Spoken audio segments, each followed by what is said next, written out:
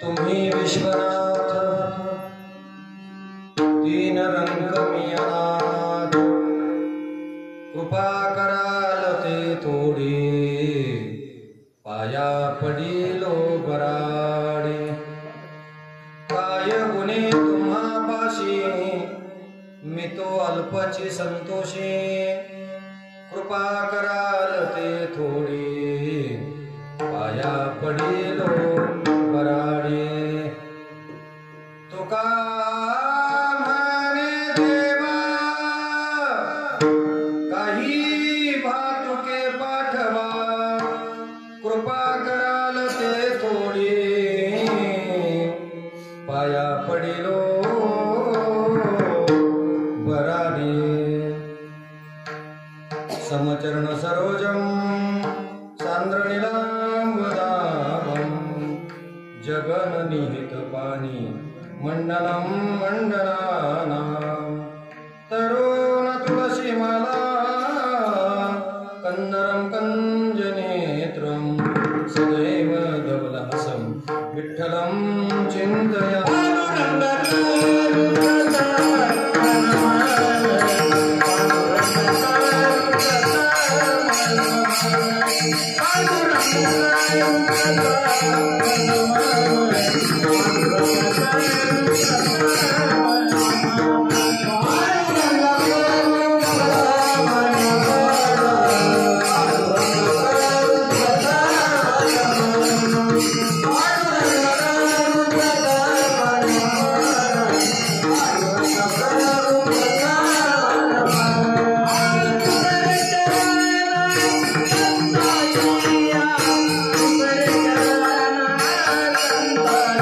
Yeah.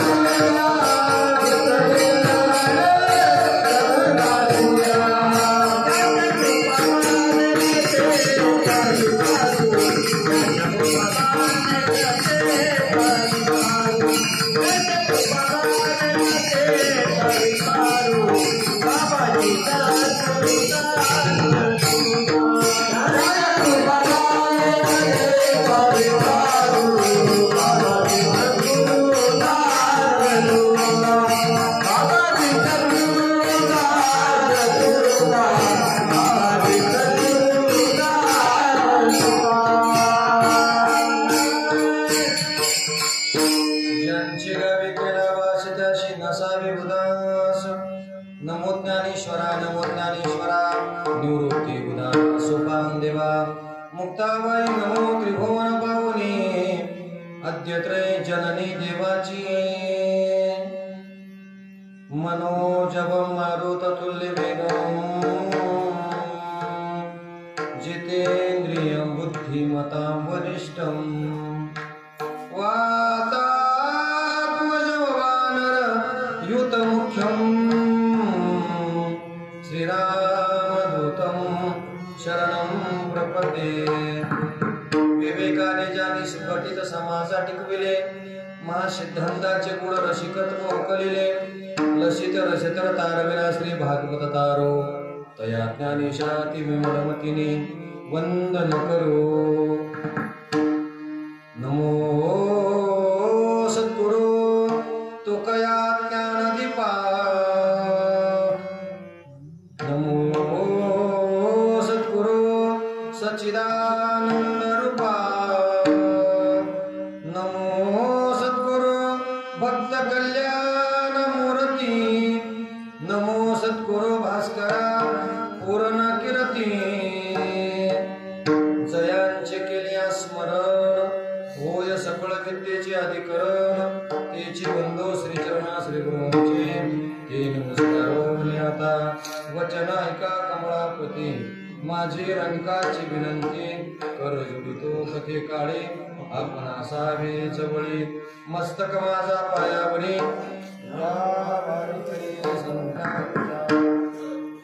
सेवेला की सेवक झालो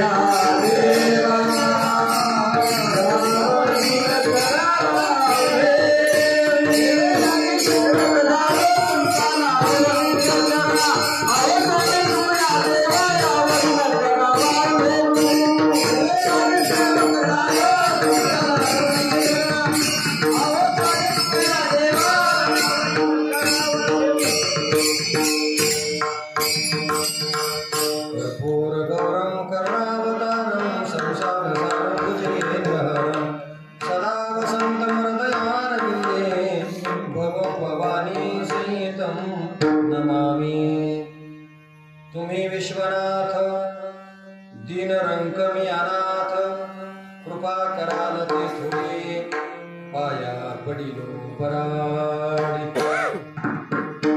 प्रस्तुत प्राप्त प्रसंगी कीर्तन रूपी सेवेकरता निवडलेला भंग महान भगवत भक्त विश्ववंदे महाराष्ट्र भूषण अलौकिक वाणी सम्राट वैराग्यशी परमूर्ती आविष्कार भास्कर वारकरी संप्रदायाचे सर्वोच्च मानबिंदू सदेह वैकुंठ गमन करणारे श्री संत जगद्गुरु तुकाराम महाराज यांचा उत्कृष्ट असा 4 चरणाचा अभंग आजच्या कीर्तन सेवेकरता निवडलेला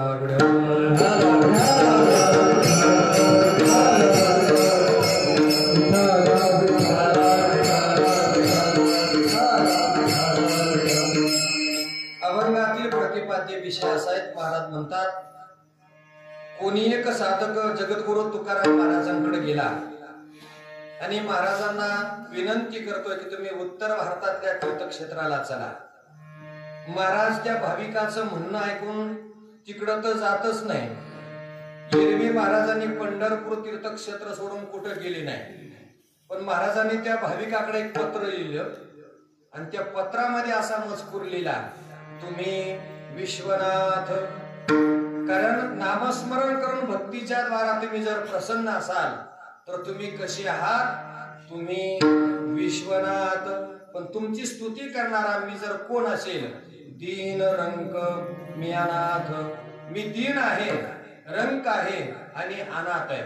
माझी थोडीशी तुम्हाला विनंती आहे, जास्त नाही पण माझ्यावर थोडी कृपा करा। मी पाया पडतो पण माझ्यावर तुमची थोडीशी कृपा असू द्यावी, कृपा करायला थोडी।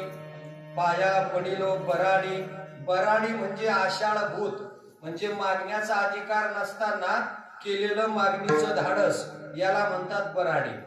महाराज म्हणतात तेव्हा तुझ्याकडे कसलीच कमी नाही, तुझ्याकडे भरपूर काही आहे, मला जास्त नकोय कारण मी संतुष्ट आहे. देत असताना मात्र का येऊने तुम्हापाशी, मी तो अल्पची संतोषी. मी असा अप्पलपोट्या नाही, संतोषी आहे, फक्त मला थोडं द्या.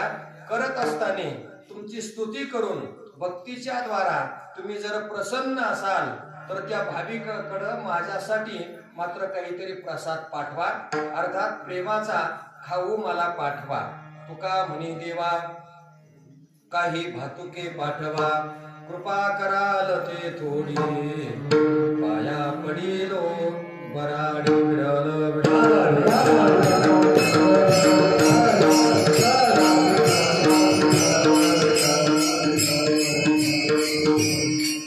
अभंगाचा सरळ सरळ भाव आपल्या समोर प्रतिपादन केला.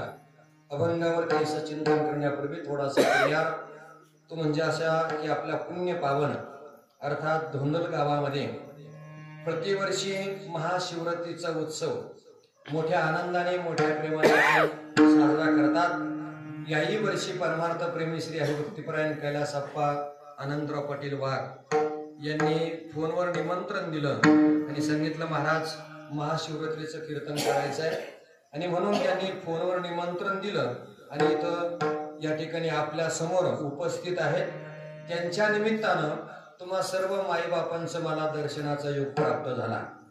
आपण सर्वजण या ठिकाणी उपस्थित आहात कारण आज भगवान परमात्म्याची महाशिवरात्र आहे आणि म्हणून त्या अनुषंगाने आपण सर्वजण उपस्थित आहात. उपस्थितामध्ये नारद तुलविनांची सेवा आदरणीय महाराज करतायत. त्यांचे शेजारी आदरणीय आप्पा उभे आहेत. आदरणीय असणारे हरिभक्तीपरायण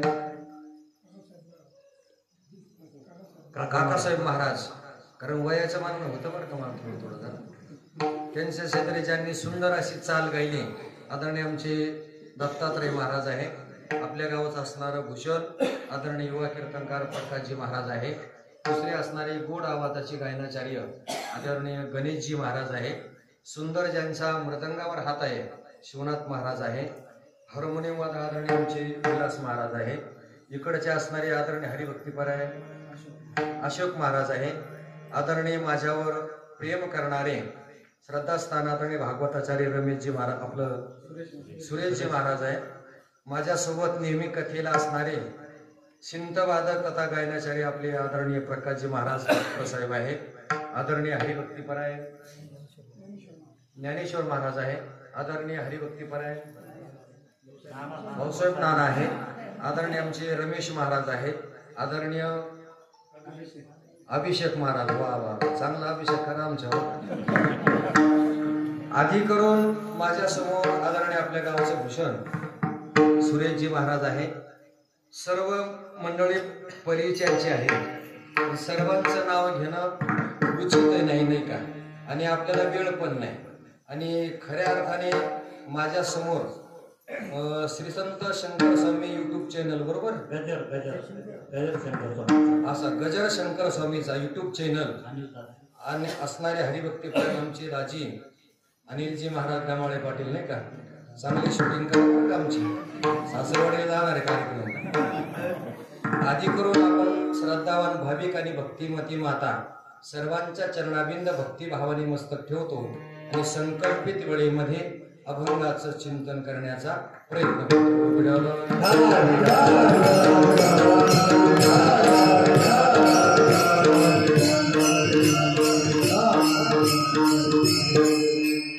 आज अत्यंत महत्वाचा दिवस आहे. खऱ्या अर्थाने जे काही शास्त्रामध्ये पर्वकाळ सांगितले ना, त्या पर्वकाळामध्ये आजचा विशेष पर्वकाळ आहे.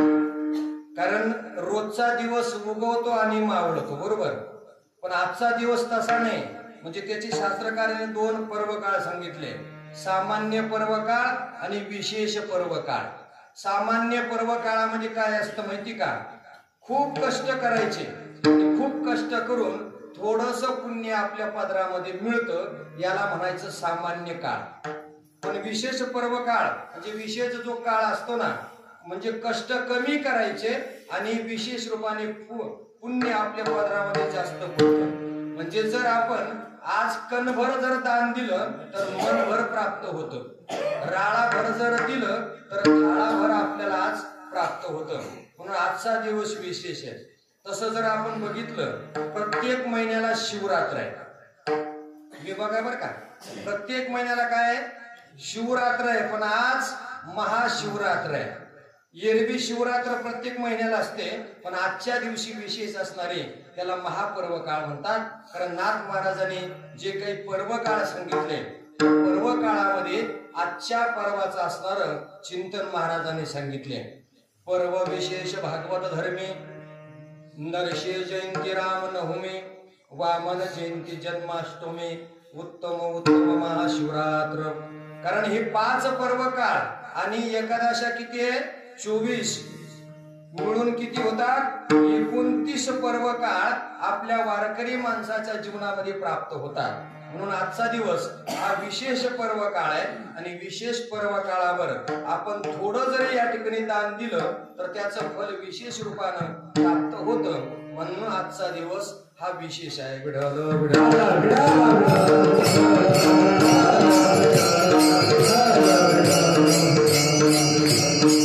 अभंग सर्वांच्या परिचयाचा आहे. नसला परिचयाचा तरी सर्वांच्या पाठातला आहे. नसला पाठातला कमीत कमी कानपाठ तरी प्रत्येकाचा अभंग आहे, नाही का. आणि हा अभंग अतिशय सोपा आहे. वास्तविक जर आपण गाथ्याचं चिंतन जर केलं असेल तर लक्षात येईल. कारण हा अभंग पत्रिका या प्रकरणातला आहे. पत्रिकेमध्ये फारसे अभंग नाही, फक्त 3च अभंग आहे. आणि हे 3 अभंग महाराजांनी वेगवेगळ्या पद्धतीने लिहिले आहेत आणि वेगवेगळे लिहिले. आणि पत्रिकेमध्ये असणारे 3 अभंग आणि त्या 3 अभंगामधील असलेला आजचा अभंग आहे.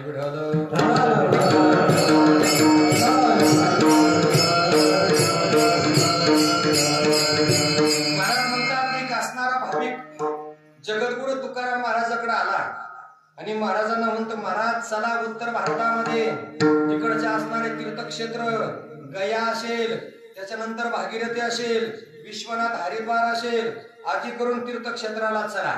महाराज म्हटले, बाबा मी पंढरपूर सोडून आतापर्यंत कुठल्याच तीर्थाला गेलो नाही. कारण महाराजांच्या चरित्रामध्ये एक विशेष आहे, महाराजांनी पंढरपूर सोडून बाकी कुठल्याच तीर्थाचा विचार केला नाही.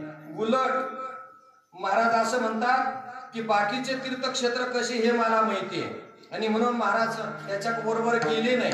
पण त्याला सांगितलं, बाबा तू मला ज्या तीर्थाचं वर्णन करून सांगतोय ना, ते तीर्थ मी पाहिले नाही, पण तरी सुद्धा मी सांगतो ते तीर्थ कसे आहे. पंढरपुरात तीर्थक्षेत्राची बरोबरी करू शकत नाही. महाराज म्हणतात, वाराणसी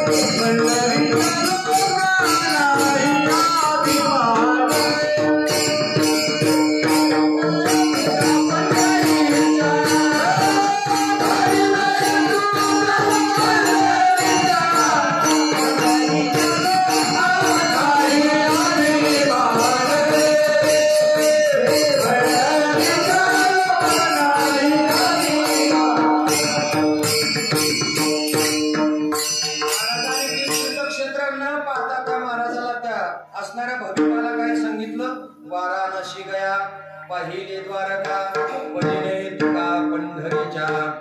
पंढरीशी लोका नाही अभिमान, पंढरीच्या लोका नाही बरं, पंढरीशी लोका. कारण पंढरीच्या जर म्हणलं महाराज, पंढरपूरचे लोक कसे आपल्याला माहिती, 10 रुपयाची वस्तू 50 रुपयाला देतील आपल्याला, इतके डेंजर लोक आहे पंढरपूरचे. पण महाराजांची भाषा अतिशय मार्मिक आहे. महाराज म्हणतात, पंढरीशी लोका नाही अभिमान. कारण महाराजांनी पंढरपूर तीर्थक्षेत्र सोडून बाकी पुढंच कुठल्या तीर्थक्षेत्राचा विचार केला नाही आणि म्हणून महाराज त्याच्या बरोबर गेले ते नाही. महाराज म्हणले, बाबा तू चाललायस ना, एक काम कर, माझं एवढं पत्र घेऊन जा आणि की महाराजांनी 3 असणारे अभंग लिहिले, त्याच्यापैकी वेगवेगळे लिहिले आणि त्याला सांगितलं बाबा तो जेव्हा गयेला जाशील ना, हे पहिलं असणारं पत्र म्हणजे काय, अंतःकरणातील असणारा भाव शब्दाच्या द्वारा पत्रामध्ये नमूद करायचा आणि ते पत्र पाठवायचं.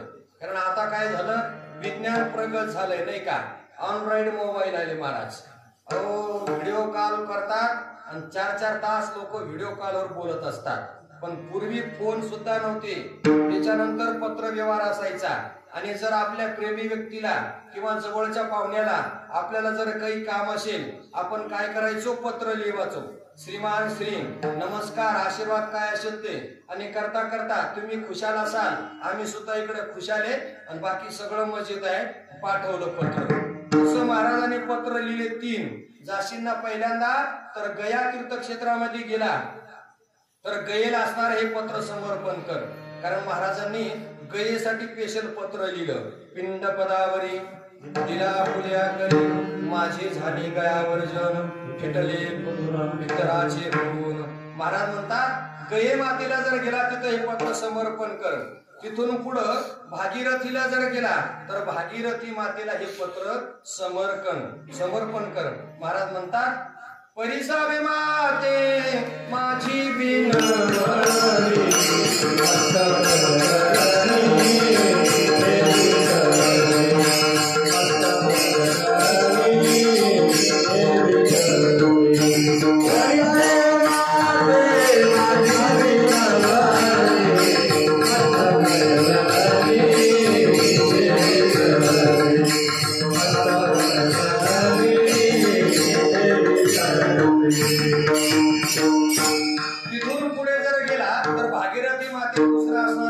समर्पण कर. आणि तिथून पुढे गेल्यानंतर मात्र त्या असणाऱ्या काशीमध्ये गेल्यानंतर भगवान विश्वनाथाला हे पत्र समर्पण कर. आणि असणारं जे पत्र आहे त्याला पत्रिकेचे अभंग असं म्हणतात. म्हणून आजच्या अभंगामधून महाराज भगवान परमात्म्याची स्तुती करतात.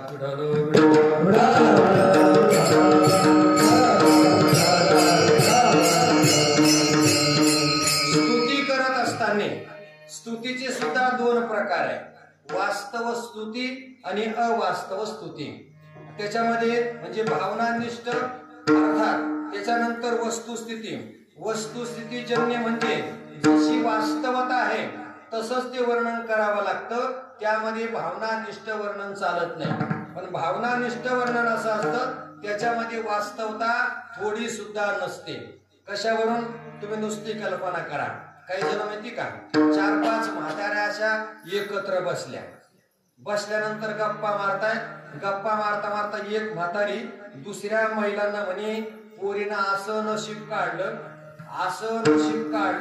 असा जवळ भेटला, इतका हुशार त्याच्यासारखा हुशार गावात माणूस नाही. मग दुसरी म्हणे का ग सखूबाई नेमकं तो जावाई करतो काय?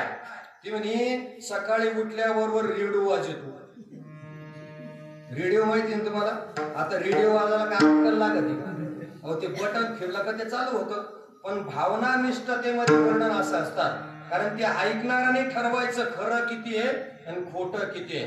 तेवढ्यामध्ये दुसरी म्हातारी म्हणे तू सोडून दे, पण महाजावाई इतका उदार, 50 लोक येऊ द्या, 100 येऊ द्या, सगळ्याला जीव घालतो, गरम गरम करून खाऊ घालतो, विशेष रूपाने ज्याला जे पदार्थ आवडतात ते पदार्थ करून खाऊ घालतो. बाकीच्या म्हाताऱ्या नेमकं हिचा जावाई किती दानशूर, नेमकं कस काय पैसा कमवतो, कुठून आणतो, असं बोलता बोलता विचारलं. म्हणे काय करतो तुझा जावाई? म्हणे त्याची एसटी स्टँडला खानामुळे. आता 100 काय 200 लोक जरी आले त्याचा तो व्यवसाय नाही का. पण बोलत असताना भावनानिष्ठता म्हणजे आवाच्या सवा शब्द वापरून माणसं काय करतात, वर्णन करतात.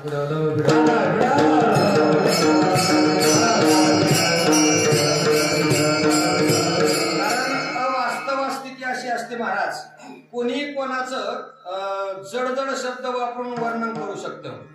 काय झालं, एक माणूस समोर निघाल्यानंतर त्या समोर दुसरा माणूस आला आणि नेमकं ज्या अलीकडच्या हातामध्ये बिडीचं बंडल होता पुढा, आणि समोरच्याने त्याला बिडी मागितली. आता बिडी मागितल्यानंतर हातामध्ये नवीन बंडल आहे. बिडीचा पुडा नाही का, आता तो सहज एकदम कागद फाडून त्याची बिडी काढता येत नाही. त्याला काय करावं लागतं पहिल्यांदा, मग तो असा ढिल्ला करायचा बरं का. कारण एकदम बिडी जर काढली ना त्याला आतून बारीक द्वारा राहतो. एकदम जर ओढली तर बिडी तुटण्याची दाट शक्यता आहे. म्हणून त्याला पहिल्यांदा असा ढिल्ला करायचा. तरी सुद्धा त्याचा मग वरला कागद फाडायचा तरी बिडी काढता येत नाही. मग त्याला असं खालून अंगठ्यावर लोटायचं. काही म्हण याला बरीच माहिती दिसू राहिली. शंका नका घेऊ बरं, म्हणजे आम्हाला पाठ करून ठेवा लागत सगळं. आणि मग ते असं अंगठ्यानं वर लोटलं आणि त्याला बिडी त्याला दिली आणि त्याने बिडी पिली. आणि मग जाता जाता त्याला म्हणे, भाऊ तू खऱ्या अर्थाने कर्णाचा सक्का मावस भाऊ. आता कर्ण म्हणजे एका बिडीवर लाय का महाराज, पण भावना व्यक्त करून केलेलं जे वर्णन आहे ना याला भावनानिष्ठ वर्णन असं म्हणतात.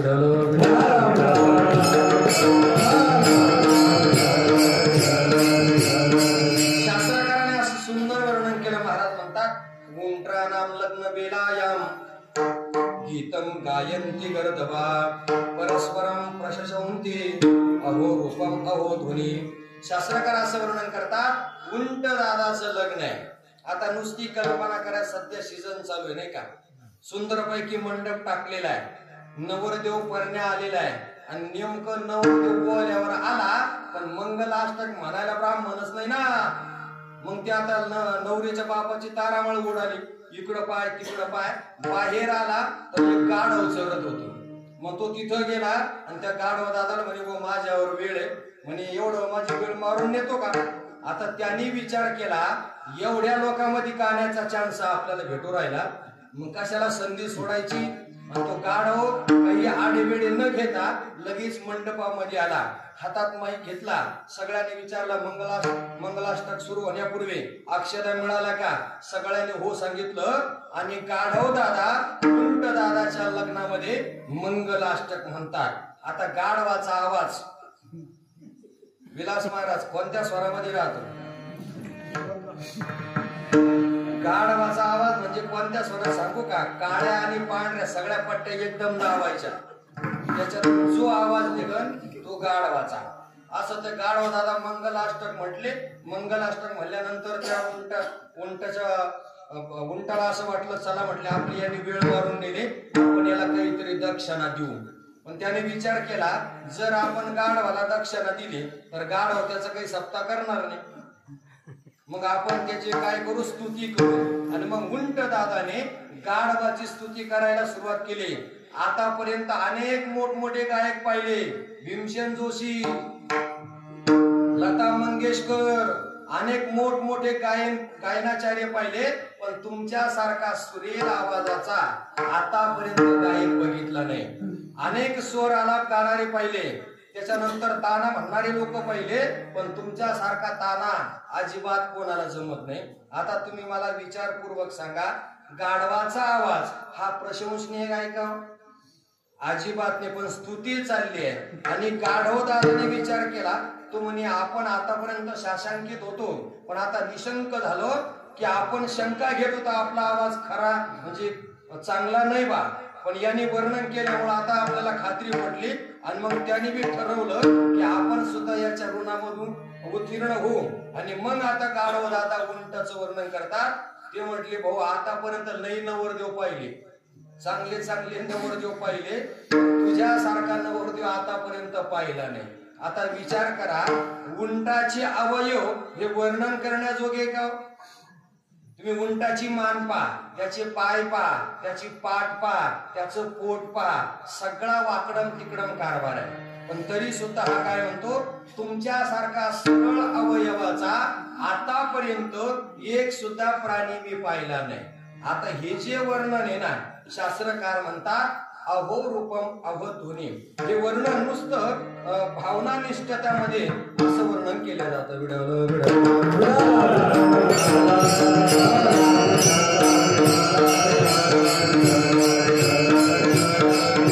पण वस्तुनिष्ठतेमध्ये तसं चालत नाही. जी वास्तवता आहे, जे खरं आहे तेच वर्णन करावं लागतं. कारण इथं जगद्गुरु तुकाराम महाराज भगवान विश्वनाथाचं स्तुती करत आहेत आणि स्तुती करत असताना महाराज म्हणतात, हे भगवान परमात्मा भक्ती करून नामस्मरण करून तुझी मी स्तुती करतोय. पण स्तुती करत असताना महाराजांनी एक विशेष अशी स्तुती केली. अभंगाचं प्रथम चरण.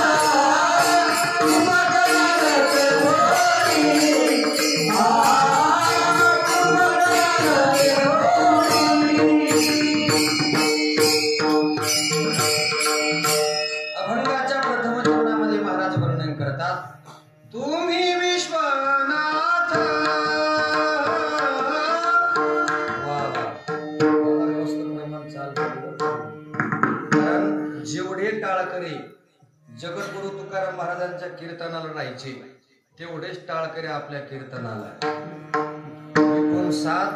एकूण 7 पक्वाच्या सगट किती झाले? महाराजाच्या कीर्तनाला एवढे टाळकरी राहायचे ना. अतिशय सुंदर आहे.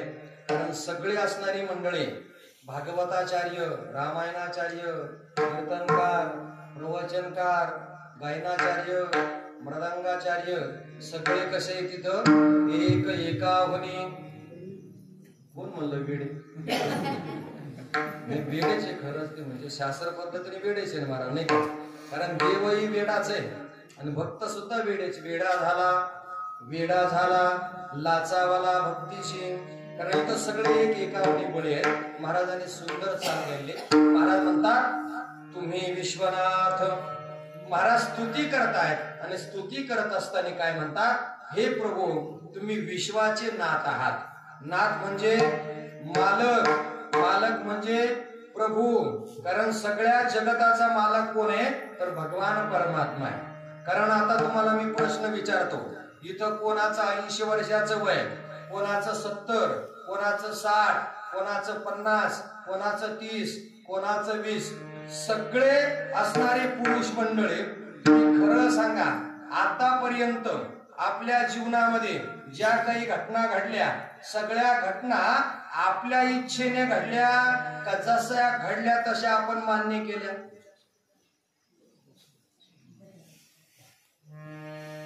तुमच्याकडे बोलत नाही का कीर्तनामध्ये? जशा घडल्या तशा. असं हे महत्वाचं आहे. कारण महाराज म्हणतात की आपल्या जीवनामध्ये जे काही घटना घडल्या जशा घडल्या तशा आपण मान्य करून घेतलं नाही का.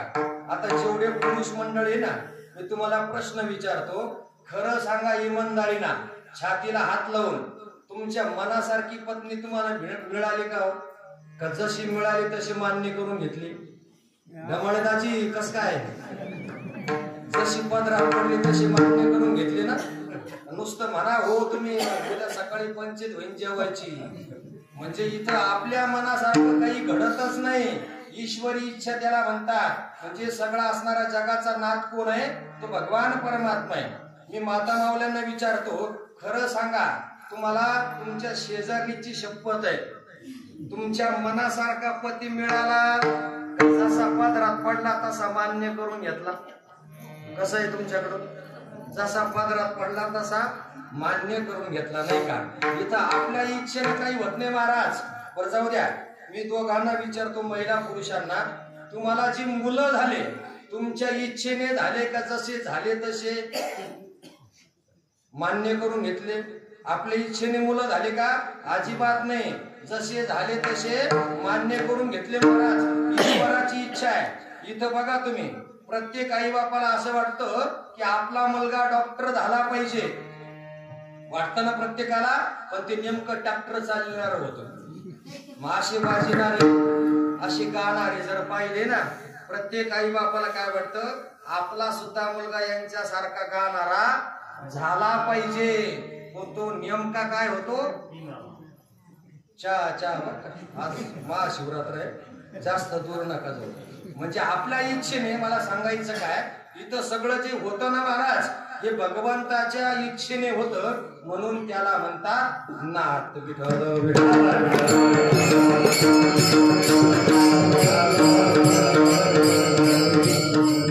कारण भगवान परमात्म्याची इच्छा आहे महाराज, त्याच्या इच्छेशिवाय इथं काहीच घडत नाही. अहो सामान्य सांगतो तुम्हाला की अहो झाडाचे पानं सुद्धा त्याच्या इच्छेशिवाय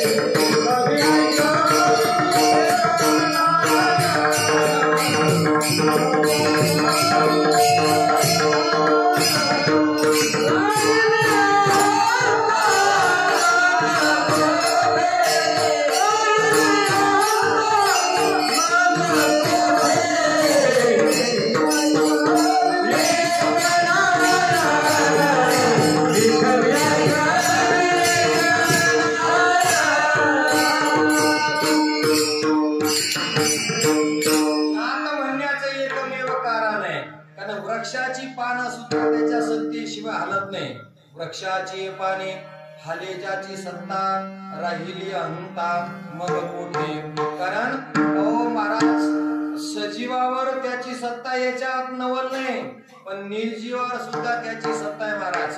तुम्ही बघा, सजीव म्हणजे आपण, तुम्ही, आम्ही, प्राणी, पक्षी, याला सजीव सृष्टी म्हणतात. निर्जीव सृष्टी, डोंगर असेल, समुद्र असेल, दगड असेल, याला निर्जीव सृष्टी म्हणतात.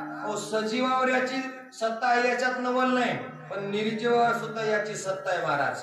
वृक्षाची पाने हाले ज्याची सत्ता. कारण स्वतः भगवान परमात्मा बोलतात, गतीर भरता प्रभू साक्षी निवास शरणम सुरोत प्रभव प्रलय स्थानम निदान बीजम भूयम. या श्लोकावर बोलत असताना ज्ञानोपरायचं वर्णन करतात. पर्वते बैसकान संडावे, समुद्र रेखान वलंडावे, पृथ्व्या भूते व्हावी आज्ञा माझी. म्या बोलविल्या वेद बोले, म्या चालविल्या सूर्य चाले, म्या हलविल्या प्राणू हाले, जो जगाची चालिता. ऐसा जो मी समर्थ, तो मी जगाचा नाथू, गगनाईसा साक्षी तोही मीची. कारण भगवान परमात्मा स्वतः बोलतात, सजीवावर सत्ता त्याची आहेच, पण निर्जीवावर सुद्धा त्याची सत्ता आहे. पर्वती बैसका. तुम्ही आता नुसती कल्पना करा, आपल्या जवळ डोंगर कुठला येतो? तुमच्या भागात डोंगर नाही का? आमचं सुरपळ्याचे का? बरं, आता नुसती कल्पना करा, सुवर्णपालेश्वर डोंगराने आता नुसती इच्छा केली, दोंदल गावामध्ये दांडगे महाराजाचं कीर्तन चालू आहे आणि आपण चला कीर्तनाला. पर्वत एवढा मोठा डोंगर जर इथं आला तर आपलं काय होईल? चंपा षष्ठी होईल, वांगी भरीत भरीत. डोंगर जर तिथून जागा सोडून इथं जर आला तर आपलं काहीच राहणार नाही महाराज.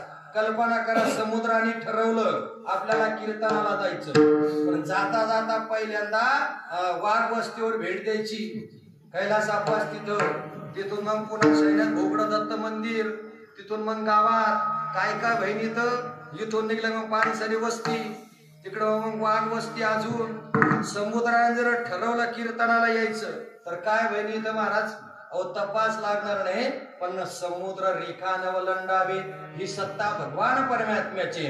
म्हणून महाराज म्हणतात तुम्ही विश्वनाथ विठ्ठल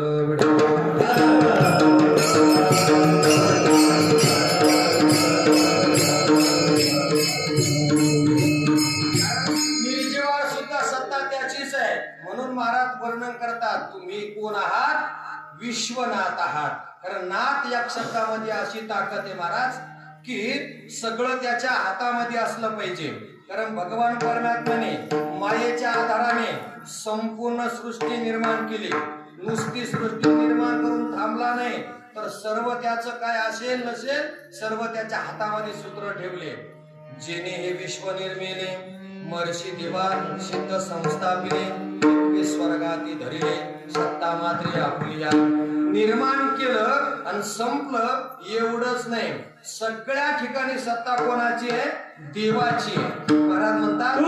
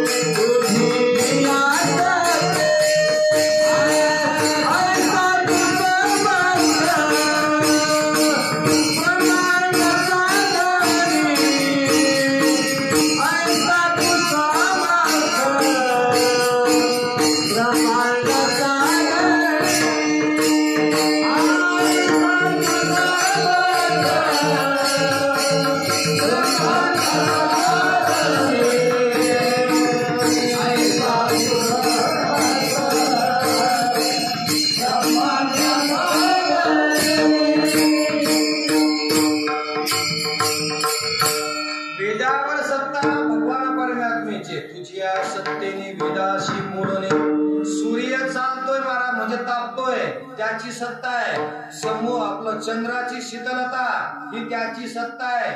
समुद्र त्याच्या जागेवर आहे ही सत्ता कोणाची आहे, कीर्तनकाराची. असं आहे का?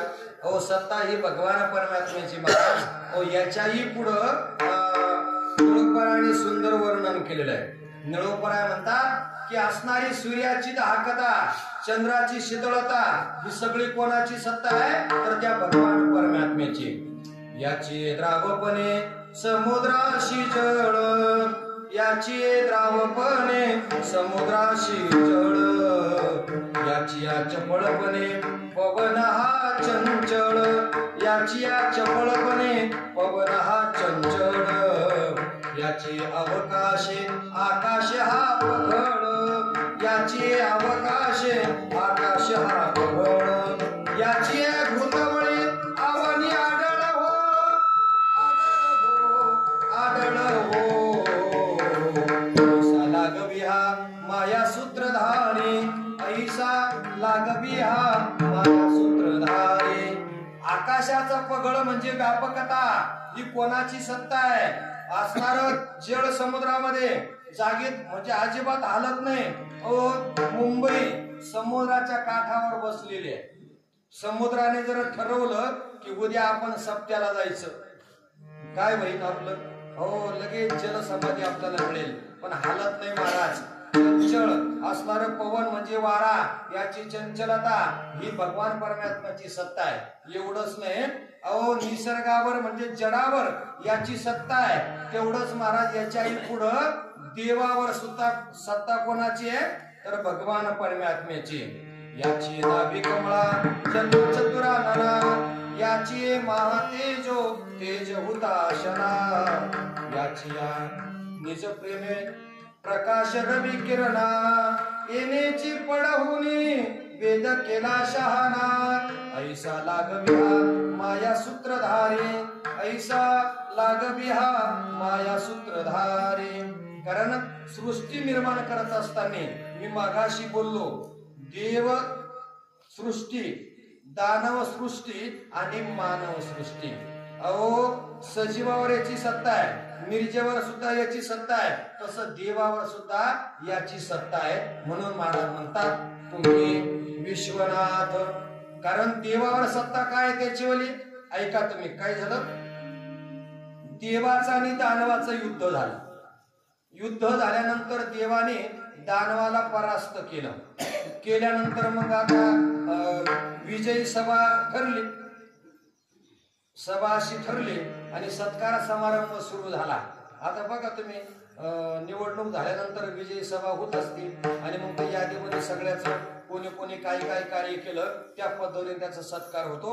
आणि त्या सत्कारामध्ये सगळे देवता जमा झाले आणि त्याच्यामध्ये जो तो म्हणतो मी होतो म्हणून युद्ध जिंकलो, मी होतो म्हणून युद्ध जिंकलो. सगळेजण असं म्हणायला लागले. तेवढ्यामध्ये अग्नी म्हणे भाऊ अरे मी तर असं कार्य केलं सगळ्याला जाळीत सुटलो म्हटले. तेवढ्यात वायुदेव उठला.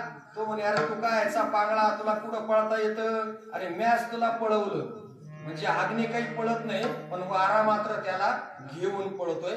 असं आपसामध्ये चर्चा सुरू झाली. आणि खरं ज्याच्यामुळं विजय झाला त्याचं नावच यादीमध्ये नाही ना. कारण जो विश्वाचा नाथ आहे त्याचं नावच यादीमध्ये नाही. आणि मग देव विचार करायला लागले, म्हटले सगळं आपल्यामुळं झालं पण आपलंच नाव यादीमध्ये नाही. मग देवाने त्यांची परीक्षा घ्यायची ठरवली. सभा भरलेली. तेवढ्यामध्ये देवाने काय केलं, एक असं छोटस अग्नीचा गोळा तयार केला. समोर तयार केल्यानंतर आणि इंद्रदेवाने पाहिलं आणि इंद्रदेवाने मग अग्निदेवाला सांगितलं, म्हणजे जाऊन बघा काय प्रकार आहे. आता मोठ्या माणसाला छोट काम सांगितल्यानंतर लय राग येतो महाराज, नाही का. आता कल्पना करा, महाराष्ट्र राज्याचे मुख्यमंत्री आणि तुम्ही त्यांना भेटले आणि त्यांना म्हटले की आमचं आमका आमका मंदिर आहे, त्या मंदिराची भिंत पडली, अर्धी गोणी सिमेंट द्या. आता मोठ्या माणसाचा अपमान नाही का. तसं आता छोटस तो अग्नी आणि अग्निदेवाला सांगितलं त्याचं तुम्ही परीक्षण करून नेमका काय प्रकार आहे. अग्निदेवाला राग आला पण नाविलाज होता. तिथं गेला.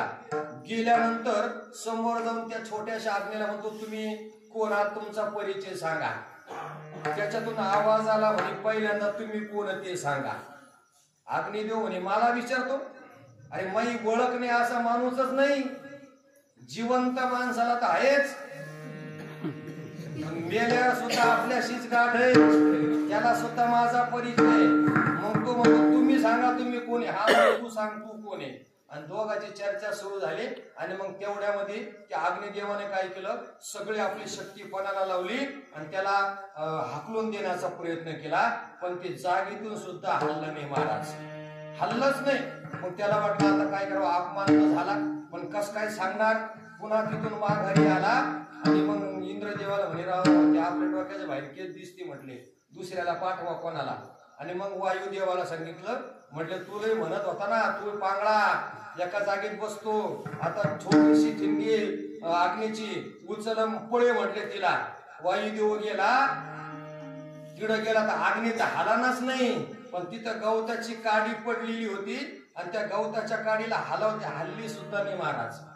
आणि मग सगळ्याच्या लक्षामध्ये आलं की ही काही वेगळी शक्ती आहे. सगळे जण जातात, शरण गेले आणि स्तुती करतात. श्री अनंता मधुसूदना पद्मनाभा नारायणा स्तुती केल्यानंतर भगवान परमात्मा प्रसन्न झाले आणि मग भगवंताने सांगितलं, बाबा तुमची असणारी जी शक्ती तुमची नाही, त्या शक्ती मागे एक विशेष शक्ती आहे. आणि म्हणून महाराज वर्णन करतात की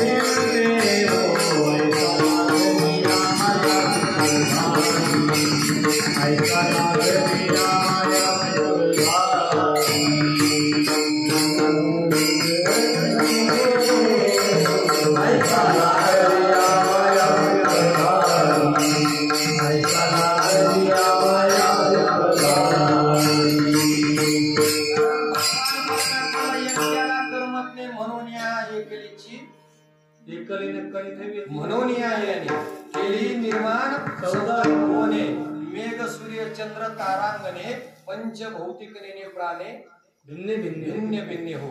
कारण भगवान परमात्मा एकट्याला करमत नाही, सगळी सृष्टी भगवान परमात्माने निर्माण केलेली आहे. म्हणजे अर्थात ज्या देवावर सुद्धा सत्ता कोणाची आहे, त्याचीच आहे. म्हणून महाराज म्हणतात तुम्ही विश्वनाथ.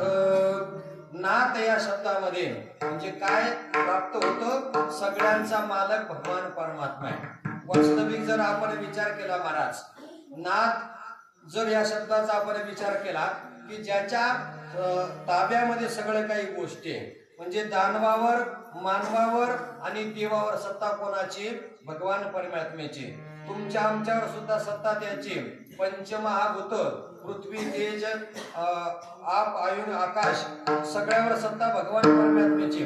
तुम्ही नुसती कल्पना करा, संध्याकाळी झोपताना आपण आपल्या इच्छेने झोपतो नाही का, पण सकाळी उठताना कोणाची इच्छेने उठतो, ज्याच्या इच्छेने. त्याने जर ठरवलं तुम्हाला सकाळी उठायचंच नाही, काय होईल, घरापुढं गर्दी होईल ना सकाळी. म्हणजे सगळी सत्ता भगवान परमात्म्याची.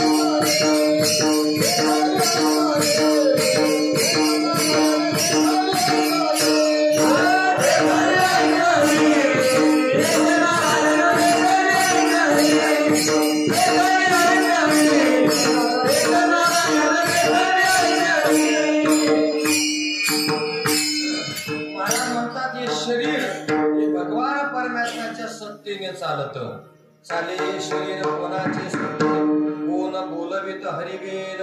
कारण सगळे त्याची सत्ता आहे. म्हणून महाराज वर्णन करतात तुम्ही विश्वनाथ. वर्णन करत असताना वर्णन करता कोण आहे, दीन रंक मी अनाथ. मी दीन आहे, रंक आहे आणि अनाथ आहे. वास्तविक दीन हा शब्द महाराजांना लागू पडत नाही महाराज, कारण त्यांच्याकडे दीनता अजिबात नव्हती. रंक कारण ज्याला कशाचा आधार नाही त्याला म्हणतात रंक, पण रंकत सुद्धा महाराजाकडे नाही. त्याच्यानंतर दीनता हे सुद्धा महाराजाकडे पद बसत नाही. पण तुम्ही म्हणाल महाराज, महाराजांची बरेचशी अभंग आहे. मितवानाथ अपराधी कर्महीन मतिमंद बुद्धी तुझ मी आठविले नाही कधी वाची कृपानिधी माय बाबा नाही ऐकिले गायले गीत धरिले लाज सांडिले हित नावडे पुराण पैसले संत केली बहुत परनिंदा देवा मी चांडाळ चांडाळ. हे सगळे जे काही अभंग आहे ना महाराज, हे कसे आहेत की अशा पद्धतीने याचा अर्थ घेत असताना जगद्गुरु तुकाराम महाराजांनी भगवंतासमोर केलेला विनय आहे. कारण मोठ्या माणसाची जी मोठेपणा असतो ना महाराज, तो लीनतेमध्येच असतो नाही का, नम्रतेमध्ये असतो. म्हणून महाराज म्हणतात तुमचं वर्णन करणारा मी जर कोण असेल, दीन रंख मी अनाथ. वास्तविक महाराज अनाथ येतो का? अजिबात नाही. अहो महाराजांनी नुसतं शब्द जर काढला तर भगवान परमात्मा जे पाहिजे ते घेऊन हजर झाला असता, पण महाराजांनी कधीच मागितलं नाही. पण महाराज म्हणतात की असं तुमचं वर्णन करणारा मी कोण आहे? दीन आहे, रंक आहे आणि अनाथ आहे. पण महाराज पुन्हा जाता जाता विनंती करतात, बस देवा थोडीशी कृपा माझ्यावर करा.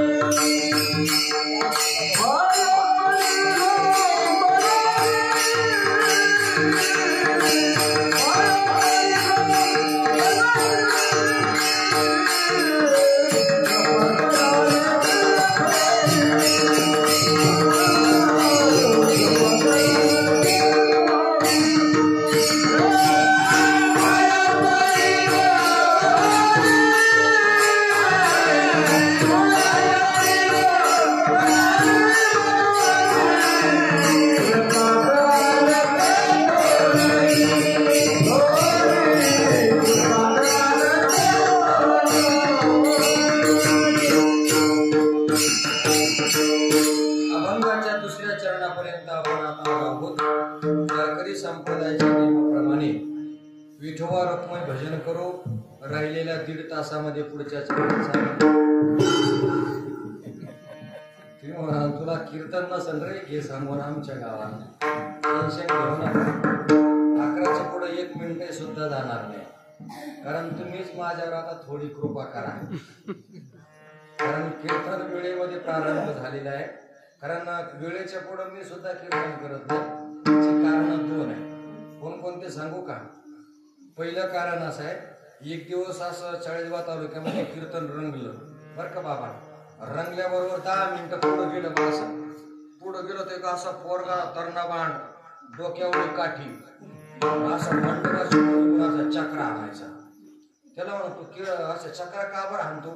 तो म्हणे तो चालू दे, तो चालू दे. त्याला म्हणलं मा चालू, पण तू चक्रा कोण आणतो ते सांग ना. तो म्हणे तुला तारीख कोणा दिली त्याला पाहतो म्हणे मी. त्याच्यामुळे आपण वेळेच्या पुढे कीर्तन करत नाही. पहिलं कारण असं आहे. दुसरं कारण असं आहे का तिथून पुढे आपला ओव्हर टाइम ऋषी दादा लांबाच का नाही, मला नाही म्हणत. सगळ्यांनी भजन करा आता प्रेमाने. विठोबा रखुमाई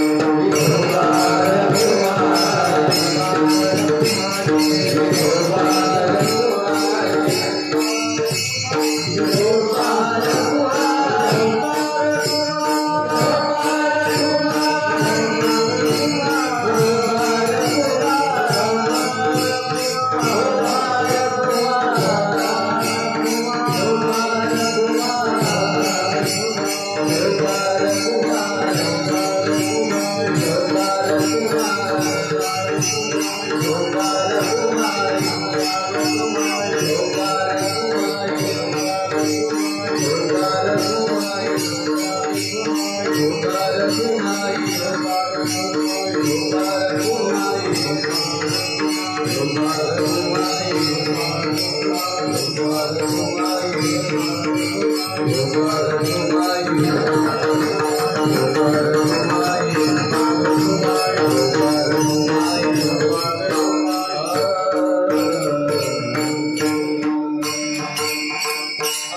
दुसऱ्या चरणात करतात, कृपा कराल ते थोडी पाया पडिलो बराडे. भगवान परमात्म्याला विनंती करतात, तुम्ही थोडीशी कृपा करा. कारण महाराज आपलं कसं चाललं माहिती का, कृपा आपल्यावर भगवान परमात्मा करत नाही, पण महाराज म्हणतात थोडीशी कृपा करा, जास्त नकोय. कारण थोडी का करा, तर शिवपुराणामध्ये सुंदर कथा आहे, तुम्ही कधी श्रवण केल्या असतील, तुमच्या लक्षात येईल. पण आता आपला मुख्य जो विषय आहे, अगदी 5 ते 6 मिनिटांमध्ये महाशिवरात्रीची कथा सांगतो. महाराज म्हणतात, कृपा कराल ते थोडी पाया पडिलो बराडी. बराडी म्हणजे आषाढभूत, म्हणजे मागणीचा अधिकार नसताना मागण्याचं केलेलं धाडस, याला म्हणतात बराडी. करत असताना महाराज म्हणतात, तुमच्याकडे कशाचीच कमी नाही. का येऊने तुम्हापाशी मी तो अल्पची संतोषी. कारण आपलं कसं माहिती का, आपण संतोषी हा विषयच नाही. आपल्याला जर एका एकर मध्ये 150 क्विंटल कांदा जर झाला, आपण काय म्हणतो, एवढा खर्च केला होता, कमीत कमी 200 क्विंटल तरी. आणि कांद्याला जर 10,000 भाव भेटला तरी आपण संतोष मानत नाही, आपण म्हणतो 15 तरी गेला पाहिजे होता. पण तसं महाराज म्हणत नाही, तुम्ही तुमच्याकडे कमी कशाचीच नाही, पण थोडी कृपा करून मी तो अल्पची संतोषी. माझ्यावर तुम्ही कृपा करत असताना मी संतुष्ट आहे, थोडी कृपा करा. आणि मी पाठवलेलं पत्र तुमच्यापर्यंत पोहोचलं असेल तर त्या भाविकाकडं परत येताना माझ्यासाठी प्रेमाचा खाऊ पाठवा. अभंगाचं शेवट. Ah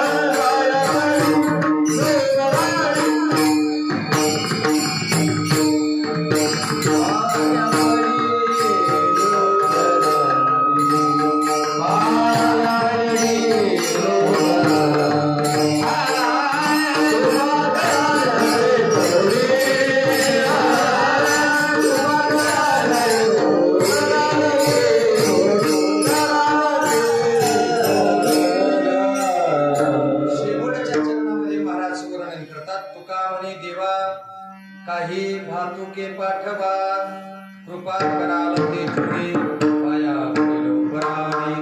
अगदी 2च मिनिटांमध्ये कथा सांगतो. आपण सर्वजण बहुश्रुत आहात, परंतु आज विशेष पर्व काळ आहे म्हणून अगदी 1.5 मिनिटाच्या आत सांगतो. देवदत्त नावाचा राजा कांची नगरामध्ये राज्य करत होता. राज्य करत असताना 500 पत्न्या त्याला, पैकी 2 पतिव्रता आणि बाकीच्या सगळ्या जार कर्म करणारे स्त्रिया.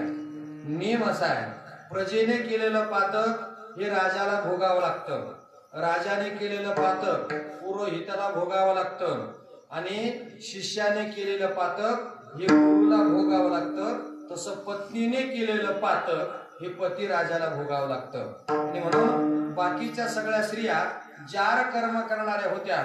नेमकं त्यांचं कर्म बनलं आणि असणारा हा राजा मृत्यू पावला आणि परिणाम एका हरणाच्या जन्मामध्ये गेला. त्याच्या 2 पतिव्रता असणाऱ्या स्त्रिया या देखील मृत्यू पावल्यानंतर त्या देखील हरणी झाल्या. आणि योग असा घडला, इकडे असणारा एक पारधी, महाशिवरात्रीचा दिवस आहे आणि सकाळी शिकारीला गेला महाराज, पण दुपारी मात्र असं म्हणतात ती असणारी एक हरिण पाणी पिण्याकरता आली. याने बाण धरला आणि बाण धरल्याबरोबर त्या हरणीला मारणार तेवढ्यामध्ये ती हरण मात्र त्याची विनंती करते की बाबा माझे छोटे छोटे पाडस घरी आहे आणि म्हणून त्यांना स्तनपान केल्याशिवाय तू मात्र मला मारू नको. कारण या पारद्याला प्राण्यांची भाषा कळत होती आणि मग त्याला वाटलं अरे हे तर प्राणी आहे आणि तरी सुद्धा धर्मशास्त्राच्या गोष्टी बोलतात. त्यावेळेस त्याने सांगितलं तू मला ठकवून पळून जाशील, पुन्हा येणार नाही. पण तिने मात्र शब्द दिला मी मात्र तसं करणार नाही. जर तसं केलं तर जगातले सगळं असणारे पाप, ब्रह्महत्या सुरापानम गुरुवंदनागम महंती पातक कन्याव असे असणारे जे महापाप आहे सगळे माझ्याकडे येतील असं म्हणून तिला सोडलं. पुन्हा थोड्या वेळाने दुसरी हरण आली, तिलाही पान धरला, पण ती सुद्धा विनंती करते की मी सध्या गर्भीण आहे आणि माझ्या पोटामध्ये मात्र पाडस आहे म्हणून तू मला मारू नकोस. तिनेही शब्द दिला, घरी जाते आणि मग पुन्हा तुझ्याकडे येते असं सांगून पुन्हा संध्याकाळच्या वेळेला तो असलेला हरण सुद्धा आला. पण त्यांनी सुद्धा सांगितलं की मी एक जबाबदार आहे म्हणून घरी जातो, सगळं पत्न्याने व्यवस्थित सांगतो आणि सगळ्यांना घेऊन आम्ही तुझ्या जवळ येतो आणि मग तू आमची हत्या कर असं म्हणून सगळे पुन्हा माघारी गेले. पण करता करता रात्र झाली होती. रात्र झाली ती यायला तयार नाही. आता काय करावं? मग त्यांनी पुन्हा विचार केला हे पाणी पिण्याकरता येतील म्हणून रात्रीच्या प्रसंगी एका झाडावर चढला आणि योग असा ते झाड होतं बेलाचं आणि पान धरून बसला. अनायसे यांची वाट पाहून पाहून उपवास घडला, धरला नाही बर का, घडला अनायसे आणि दिवसभर उपवास घडला. संध्याकाळी वाट पाहतोय पण रात्रीच्या प्रसंगी असं म्हणतात एक एक हरण करत करत त्याच्या जवळ आले. बघता बघता दिवस उगवला आणि दिवस उगवल्यानंतर त्या सर्वांनी सांगितलं बाबा आम्ही रात्रीपासून पाण्याविना तरफडतोय, आम्हाला पाणी पिऊ दे आणि खुशाल मार. आणि मग पाणी पिण्याकरता गेले. पाणी पिऊन त्याच्या जवळ आले. पुन्हा त्याला सांगितलं बाबा पहिल्यांदा मला मार. दुसरी हरण म्हणते पहिल्यांदा मला मार. तो असणारा हरण समोर आला, तो म्हणे एकदा सोडून दे, पहिल्यांदा मला मार.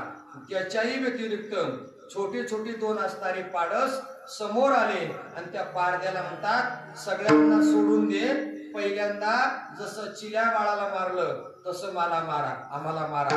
आणि मग त्यांची भाषा ऐकली, त्याचा मारण्याचा विचार बदलून गेला. तो विचार करतोय की तुम्ही सगळे असणारे मात्र प्राणी आहे पण तरी सुद्धा धर्मशास्त्राच्या गोष्टी करतात. मोठा इतिहास आहे. शिवलीला अमृतामध्ये त्याचं चिंतन आहे, अर्थात पद्मपुराणामध्ये चिंतन आहे. नामदेव महाराजांनी वर्णन केलेलं आहे. तुम्ही सगळे बहुश्रुत आहात. आणि त्यांनी विचार सोडून दिला आणि मग त्यांनी मागचं सगळं वृत्तांत सांगितला. मग त्यांनी याला विचारलं तू कोण आहे? तर त्यांनी सांगितलं इंद्राच्या दरबारामध्ये भूतसेन नावाचा गंधर्व सेवेमध्ये चूक घडली, इंद्राने शाप दिला, किरात योनीमध्ये जन्माला आलो आणि मात्र अशा पद्धतीने या ठिकाणी कार्य करतोय. संभाषण झाल्यानंतर योग असा घडला की लगेच तिथं भगवंताचं विमान आलं आणि त्या सगळ्या हरणाला घेऊन जाणार. पण तेवढ्यामध्ये हसणारा किरात हा म्हणतोय माझा का उद्धार नाही. तर त्या शिवगणाने सांगितलं बाबा आज महाशिवरात्र आहे, तुला योगायोग उपवास घडला आणि तू त्या झाडावर चढलास ना, डोळ्यासमोर येणारी जी पानं होती बेलाची एक एक तोडून तू खाली टाकली. भगवान सांब मात्र प्रसन्न झाले. पुढच्या असणाऱ्या महाशिवरात्रीला तुला सुद्धा वैकुंठाला घेऊन जाण्यात येईल. पण इथून पुढे मात्र तो कसल्याही प्रकारचं हिंसक असणारं कार्य करू नको असं शिवगणाने सांगितलं. ते निघून जातात आणि पुढच्या महाशिवरात्रीला असणाऱ्या भूतसेन अर्थात चंड भिलाला घेऊन जातात. असा असणारा हा महाशिवरात्रीचा महिमा भक्त शिरोमणी नामदेव महाराज यांनी वर्णन करून सांगितलंय. अगदी अर्ध्या मिनिटामध्ये भगवंताचं भजन करू, सेवेला पूर्ण विराम. नमः शिवाय ओम नमः शिवाय हर हर बोल नमः शिवाय ओम नमः शिवाय ओम नमः शिवाय हर हर बोले नमः शिवाय नमः शिवाय ओम नमः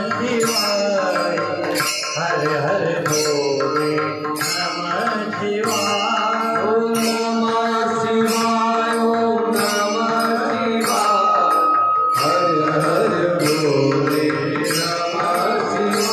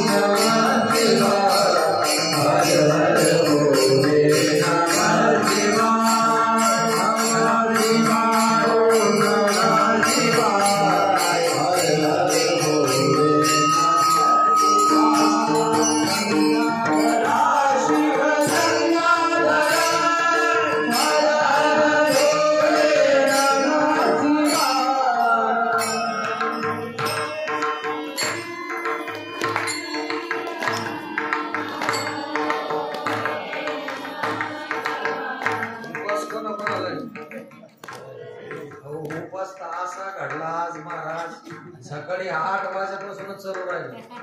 काय उपवासाला काहीच अर्थ नाही का, नुसतं वेगळं अन्न बदलून खाणार व आवाज कसा निघला पाहिजे. कारण भगवान परमात्मा आज आपलं भजन ऐकणार आहे. म्हणून सर्वांनी कसं भजन करा.